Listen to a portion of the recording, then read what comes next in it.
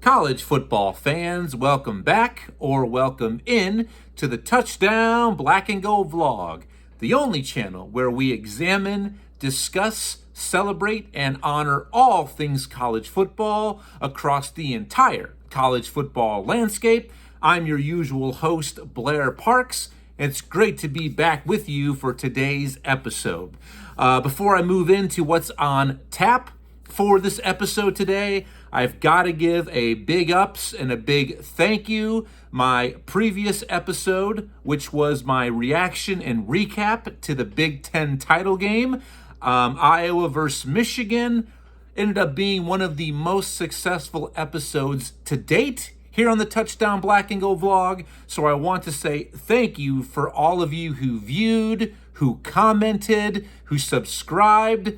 Without you, none of this is possible. So let's keep the momentum going, because I want to find more college football fans just like you. Please tell your fellow college football fans to check me out here on the Touchdown Black and Gold vlog. Tell your family, your friends, your coworkers. Please help the channel grow. Like, share, subscribe, comment. And as I always say, and those of you who have given me a chance, you can go ahead and confirm for yourself. I always ask for and welcome your participation. So please let your college football voice be heard. I want to hear from you. Comment below to anything that I might mention during this episode, or anything that I may fail to mention as well. If you agree or disagree with my analysis or my thoughts, I can't wait to hear from you, and I promise I will get back to each and every one of you individually sooner than later. So what we got going on tap for today, fans, is today I'm going to go ahead and give you my in-depth thoughts and my response to the college football playoff field that was unveiled a few days ago on Sunday afternoon. And it kind of goes without saying that there was just a little bit of controversy when we saw the four teams that this year's committee notified us of who was going to be in the field this season. And there has been a lot of discussion. There's been a lot of agreeing, disagreeing. So I thought I would take a few extra days to let you gather your thoughts, and also let me gather my thoughts. And I'll go ahead and share with you my take on this year's college football playoff field. Also, a short segment after that, I'm going to go ahead and just kind of do a quick preview as far as some of the best bowl matchups that I myself am looking most forward to. I'm not going to go in depth with any one of those. Just want to mention that, hey, these are some really interesting and intriguing matchups. So stick around for that. And then my final segment today, it's time to hand out some hardware. I'm going to go ahead and share with you the official 4 candidates for this year's Heisman Trophy Award, and basically tell you, if I had the honor and the ability to vote for the Heisman Trophy winner, this would be the individual that I would go ahead and vote to take the podium this weekend in NYC and hoist the most coveted individual award and trophy in our sport. So you definitely don't want to miss those. So stick around, buckle in. I know some of you are, I cannot wait, because everybody, it seems like, a fan, whether if you are a hardcore fanatic or more of just a general fan or fair weather fan, all that's been talked about this last week has been, hey, what do you think about the playoff field? Agree, disagree? Did someone get shafted? Did someone get special treatment? So please, I cannot wait to hear from you. Please comment below, but let's just keep it adult-like. Okay, this is not kindergarten. We're all adults here, so let's treat each other with respect, and I cannot wait to hear from you. So please get involved, comment, like, share, and hit that subscribe button to get notifications. All right. So let's go ahead and move into our big segment, like a bullet out of a gun, the college football playoff field for this season. And before I go in depth, I just want to once again review with some of you. Here's how things shook out. So the top 6, when we were all hanging by a thread, high drama when this was unveiled. Number 1, the overall number 1 seed was the Michigan Wolverines, who are 13-0, the Big Ten Conference champions. The number 2 seed, the Washington Huskies from the Pac-12, also the Pac-12, the champion as well, 13-0 on the regular season. The 3 seed, the Texas Longhorns, 12-1 overall. They were the Big 12 conference champions. Their only loss was to their arch rival Oklahoma on a neutral site early in the season. The 4 seed, and this is where it got to be a little bit of combative and a little bit of the number 4 seed ended up going to the Alabama Crimson Tide, 12-1 overall, the SEC champions. The first team out in the 5 seed was the Florida State Seminoles, a perfect 13-0 on the season, the ACC conference champions. And the second team out, and what a tumble that they took, was the Georgia Bulldogs, 12-1 overall. They lost to Alabama in the SEC title game. So that is how things ended up playing out, the top 6, according to the experts, the 13-person committee. So let's go ahead and dive deep into this if we can. Now, before we get down to the nitty-gritty, the 1 and 2 seed, Michigan and Washington, I am totally okay with that. But some people who have stated perhaps Washington should have been the number 1 the number 1 overall seed. I do understand that argument. I absolutely do. You could look at these two teams' resumes. Washington definitely has more victories over ranked opponents. They did win what I believe and what I have believed all season to be the deepest, most talented conference, the Pac-12. Unfortunately, going the way of the dodo now.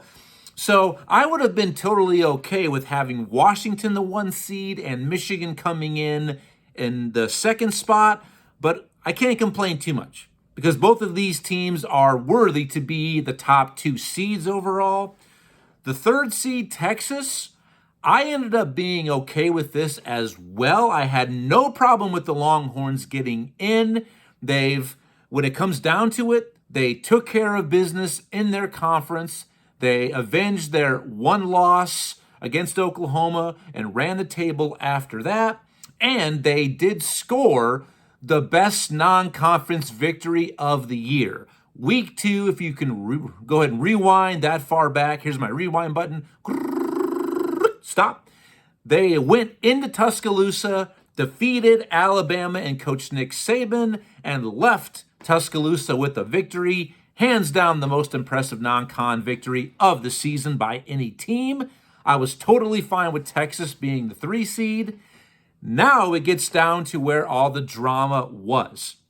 Because of that, we knew that the 4 seed was either going to go to Alabama or Florida State. It ended up being Alabama with that 1 loss at home against Texas. They get in compared to an undefeated Florida State team who ran through the ACC like gangbusters. And they did have that very impressive non-conference victory over LSU in week 1. So here's where the debate comes. And people have asked me all week, Blair, what do you think? Are you satisfied? Are you dissatisfied? Are you happy? Are you angry? Do you feel disrespected? And this is where I've been for a few days now, because I have looked inward and I've contemplated this. I've lamented on this thought for days now. Where am I? Am I okay with how the cards fell or how the dominoes fell, however you prefer, whatever correlation that you covet, whatever. And there's two schools of thought in this. And this is why it's really difficult for someone to say that this was the right way. Whether or not, if you believe Alabama getting in over Florida State is correct, or if you say Florida State getting in over Alabama was the only correct way, it's really difficult to know.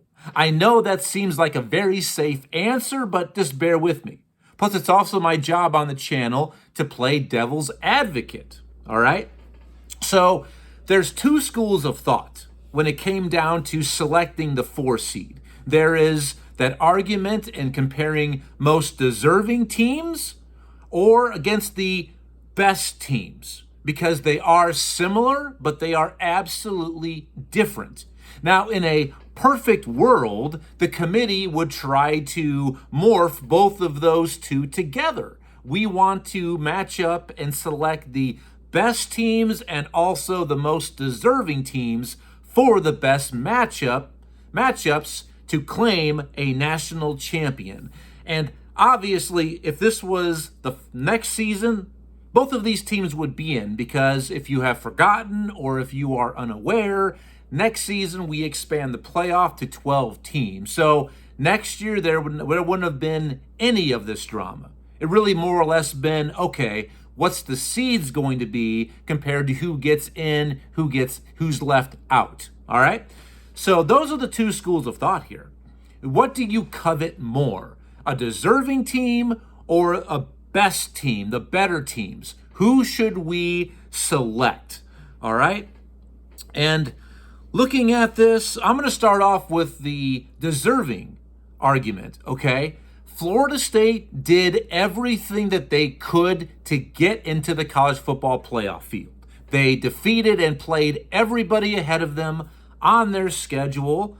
But in the end, I think what really ended up hurting them in the eyes of the committee was losing their star quarterback, Jordan Travis. Now, he went injured in game 10. So the 11th and 12th games, or the last games of the season, they ended up turning to a second string quarterback. But during that game, he got himself knocked out late in the game. So the ACC title game, Florida State played with their third string quarterback and still got it done against Louisville. Now, in the ACC title game, was it a ugly win? Yes and no. Okay, they got it done against a very good, solid Louisville team. And being an Iowa fan, hey, I'm used to winning ugly. And it's okay to win just with defense and with just enough offense and special teams. That's okay. Sounds like Iowa football, right? Kind of the script that we have. And that's all right. But I think they absolutely deserve to be in the field. An undefeated Power 5 conference football team gets left out. They get the cold shoulder. I mean, defeating LSU, winning on the road at Clemson early this season, who now finds themselves ranked, and a big game that I think a lot of individuals think, it's nothing. Rivalry weekend, week 12, with second string quarterback Rodemaker making his first ever start. Florida State traveled to the Swamp to take on Florida, their in-state rival, with everything on the line for the Gators. Coming in with the 5-6 record, they had to win to get bowl eligible, and they go in there, they find a way to win. It was absolutely a little bit ugly at times as well, but in the fourth quarter, they took care of business. And that was a big, impressive win because of that situation. So there is no doubt. You ask me, does Florida State deserve to get in, or did they deserve? The answer is yes, absolutely. Okay? Now, the other side is, okay, from the perspective of we want the best teams. Who are the best teams, the best 4 who are worthy of receiving an invitation? So when I look at Alabama, all right, this team has absolutely gotten better throughout the season. The first 3 weeks, it was looking a little bit hairy down there in Tuscaloosa with their quarterback play specifically. But Jalen Milroe really improved throughout the season. Definitely one of the better coaching jobs by the GOAT, Nick Saban. And once again, the only loss was at home to Texas.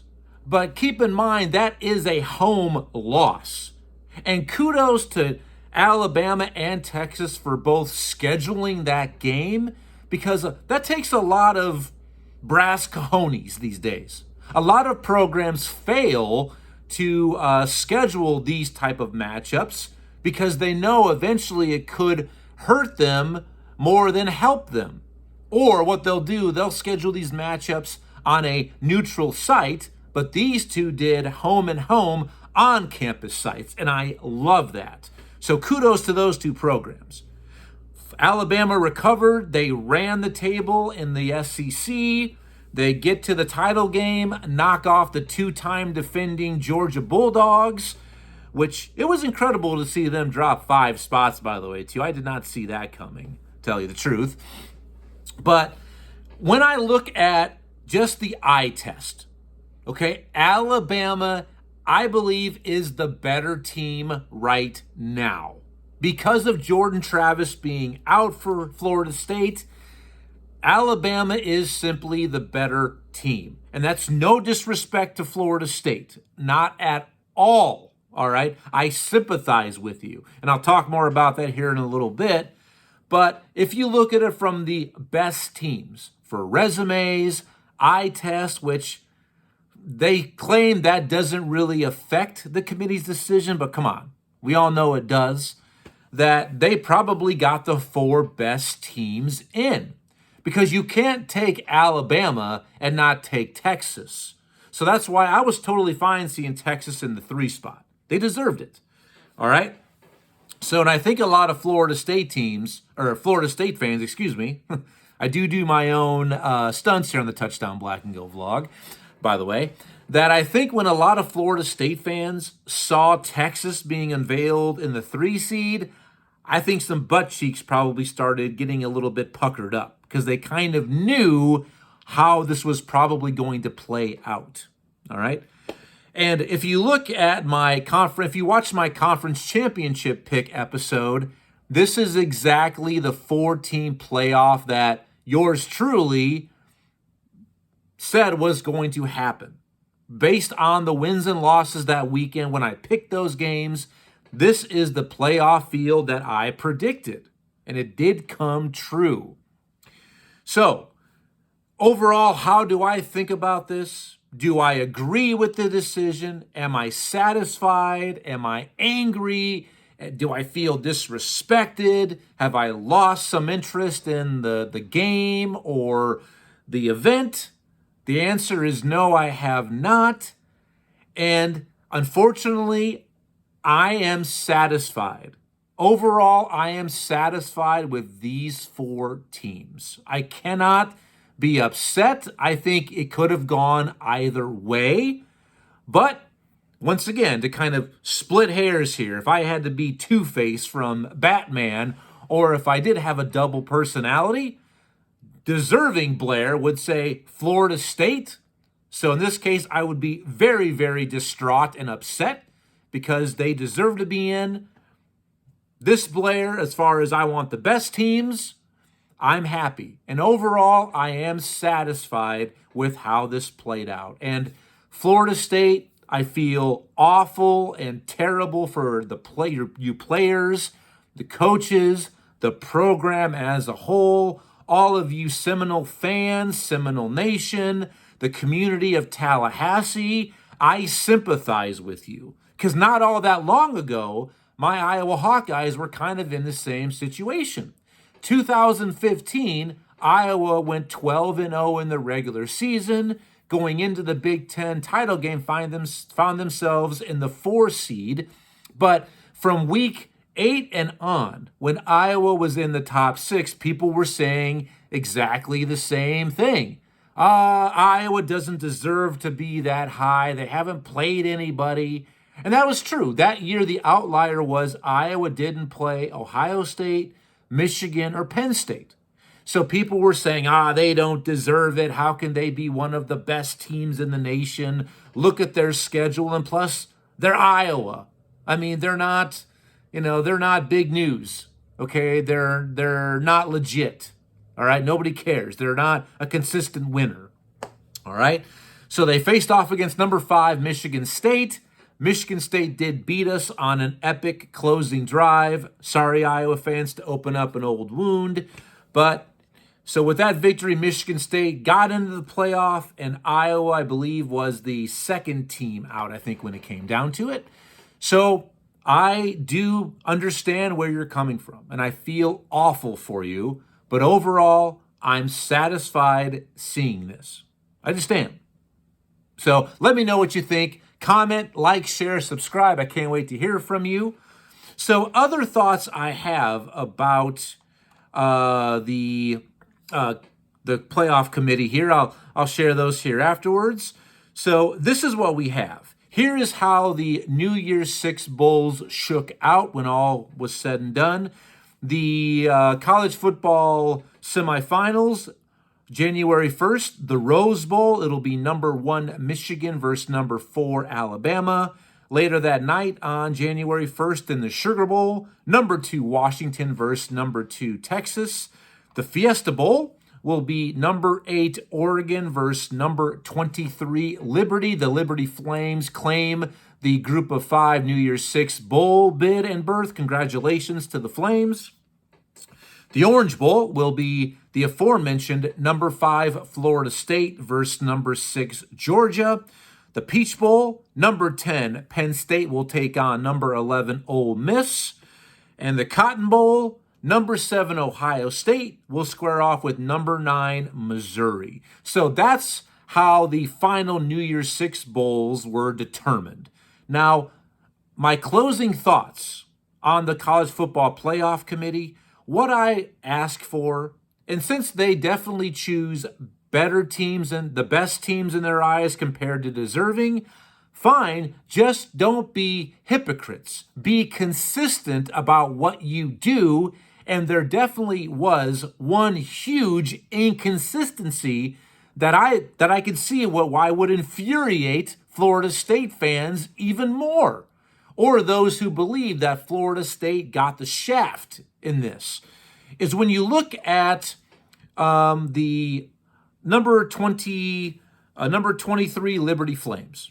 Okay, Liberty, perfect 13-0 season. Congratulations once again to the Flames and Coach Jamie Chadwell, who basically has continued what Hugh Freeze started and built there at Liberty.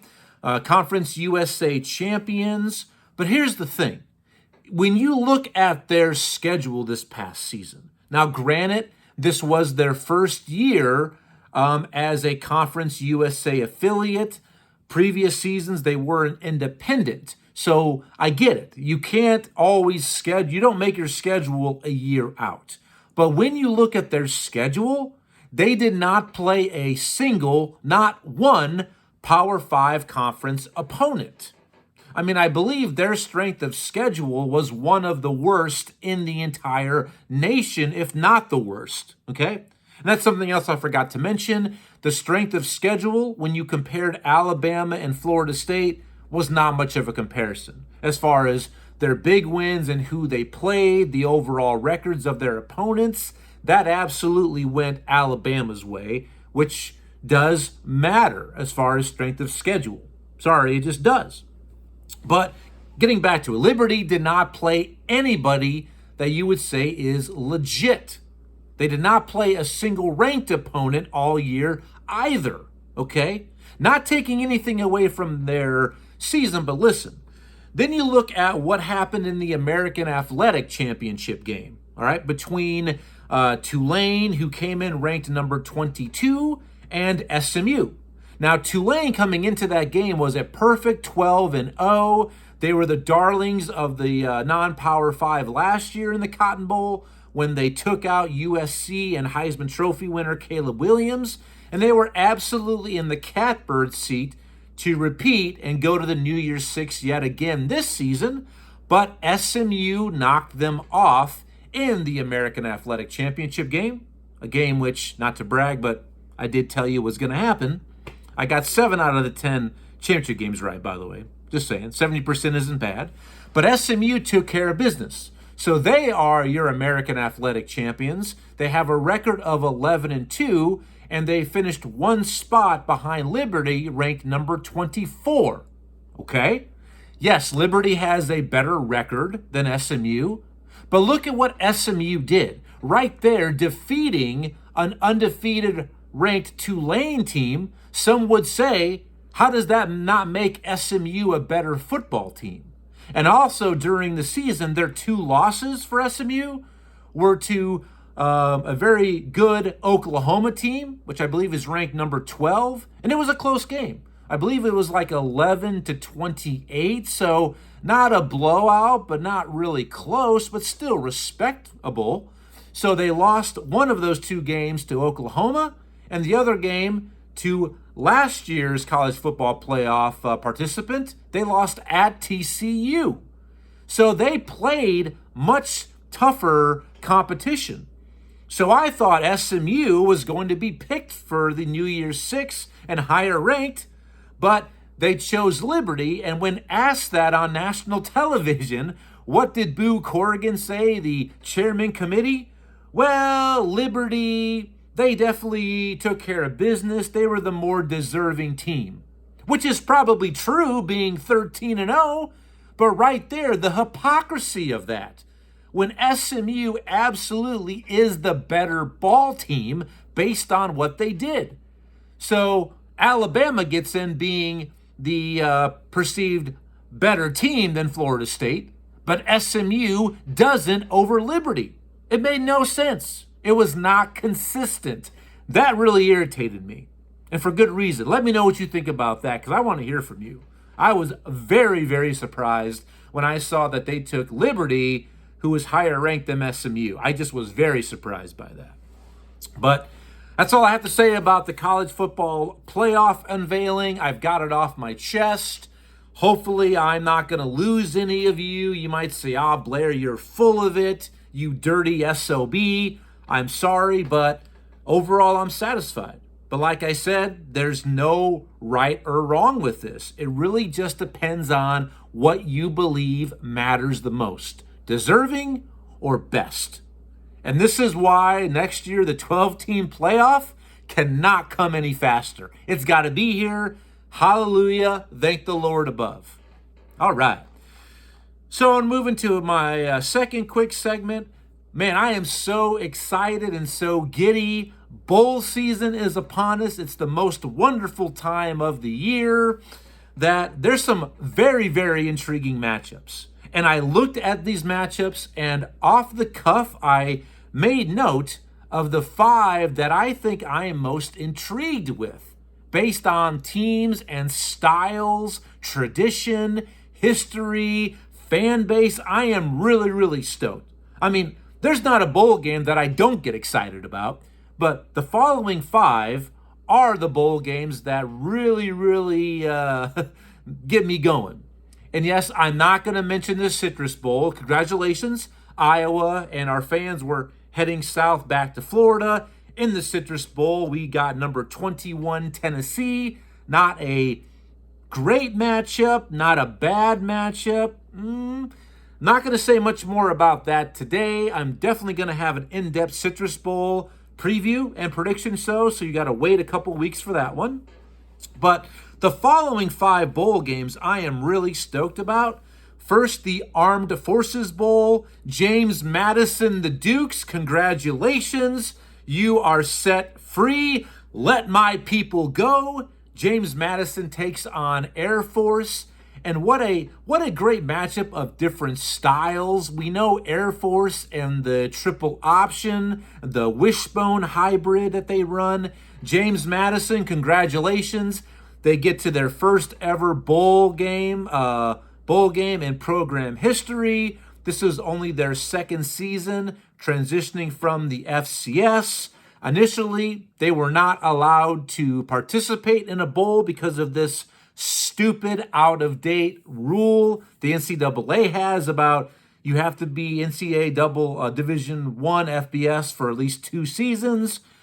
Thank goodness they won their appeal. They're 11-1 on the season. Congratulations. I can't wait to watch this matchup. Even though the James Madison coach has taken over at Indiana, Tom Allen was fired last week at Indiana, which was no big surprise to anybody. But I can't wait to watch that matchup between the Dukes and the Falcons.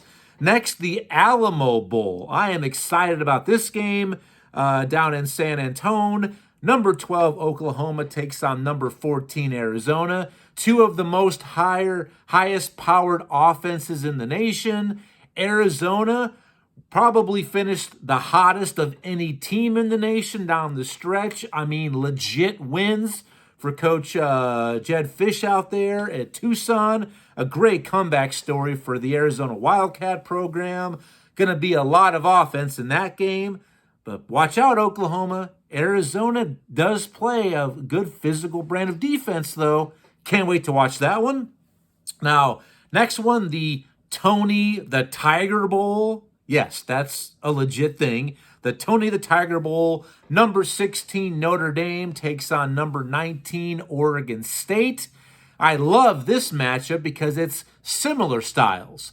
Physicality, both teams want to dominate the lines of scrimmage. They want to possess the football, set up play action, and I can't wait to watch this game. I cannot because of those similar styles, but who is going to execute at a higher level? I can't wait to watch that matchup. Next, the Cotton Bowl. I mean, I am just, not only because I am a Big Ten man, but hey, I live in the show me state of Missouri, Columbia, Missouri, where University of Mizzou is a stone's throw away. The Cotton Bowl, number 7 Ohio State takes on number 9 Missouri. There is going to be a lot of offense in this game, folks. I am so intrigued with this matchup. Can't wait to watch it. And the one thing I forgot to say, and right now the initial reports are already out about who potentially might opt out for the NFL draft or transfer portal news, who might miss because they want to leave. So hopefully this is to a minimum. So that's why I'm excited for all of these, but I'm already hearing the reports of who might miss. In a perfect world, I'm just thinking right now, without knowing any of that could happen, these are the most exciting matchups I can't wait to watch. Yeah, so Ohio State, Mizzou, can't wait to watch that one.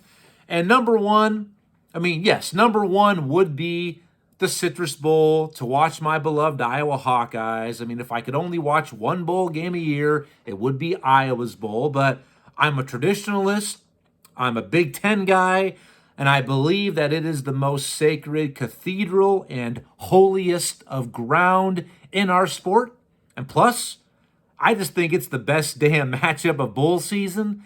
That's right, I'm talking about the Rose Bowl out in Pasadena between number 1 Michigan and number 4 Alabama. And I don't have to really give any reasons why, just the matchup. Michigan, Bama. Cannot wait for that.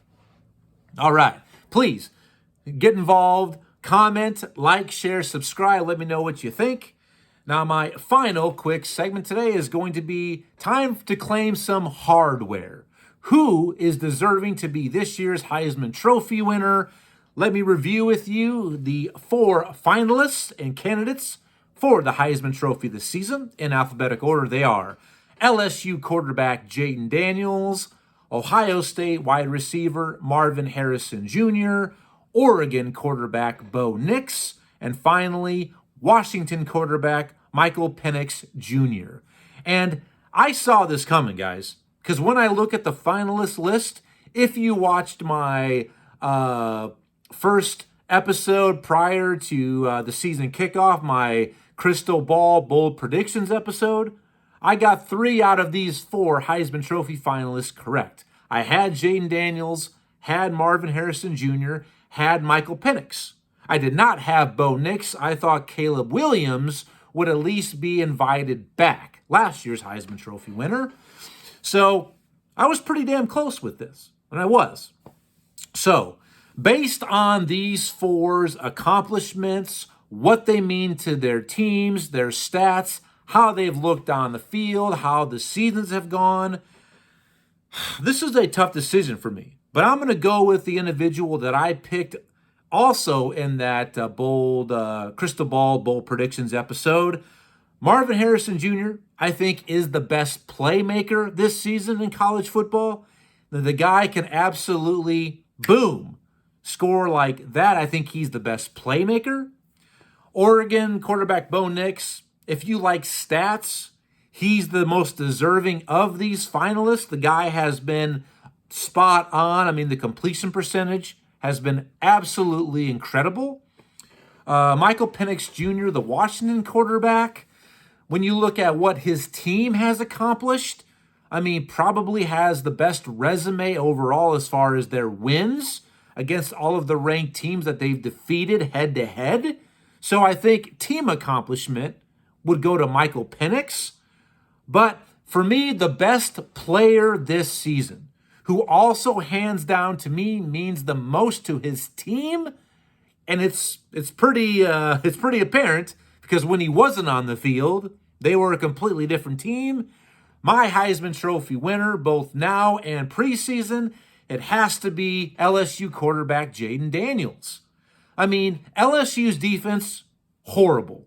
All right? Wide receiver Neighbors on LSU squad is a legit playmaker, but their offense, it is Jayden Daniels. How he can pass, run, throw, his decision-making. He's an absolute playmaker. He's dynamite. He's must-see TV. Jayden Daniels, even though LSU went 9-3, he, hands down, to me, is the most deserving candidate. He should be awarded the Heisman Trophy. And I made this comparison a few times. He reminds me a little bit of Robert the Griffin III, RG3 for Baylor, the season that he won the Heisman Trophy. Baylor was a good team, but they were not in the running for the college football playoff.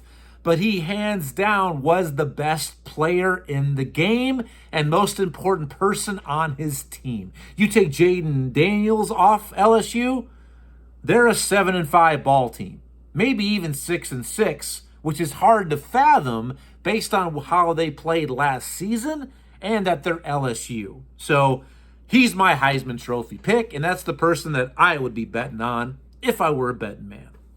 Let me know what you think about my Heisman Trophy take there. Please comment, like, share, subscribe, get involved. And speaking of award, I have a bonus award to announce today. Congratulations. Earlier this week, it became official. This year's the Frank Broyles Award winner, which is given every year to the nation's top assistant coach, went to Iowa defensive coordinator Phil Parker. He has been very deserving now for many a season. It is long overdue. Congratulations, DC Phil Parker. Hawkeye Nation is proud of you. We give you a standing ovation, a tip of the cap. And I think they absolutely got the Broyles Award correct this season because Iowa going 10-2, winning the Big Ten West, getting to the Big Ten title game with the worst offense overall in the nation. To me, it pretty much was a slam dunk, a grenada to who was going to win this year's Broyles Award. So thank goodness, congratulations, DC Parker. Well, guys, that's my episode for today. It's 65 degrees outside. I'm going to try to get out there and play 9 holes of golf this afternoon. I think I'm a little bit sick. I may not be able to finish work today. But please, like, share, subscribe. Click that button to get notifications. As always, I thank you for your time, your attention, your support of the channel. Let's keep a good thing going. Subscribe, spread the word. I will be back next week, probably Monday or Tuesday. I'm going to start doing kind of my look ahead to bowl season. And also I'm going to catch you up on some of the headlines, some of the coaching carousel, which has already started, transfer portal news, and just overall headlines to catch you up on. So until then, enjoy the rest of your week, enjoy the weekend, Have a great work week, a great school week, and I'll see you very soon here on the Touchdown Black and Gold vlog. Take care. Bye-bye.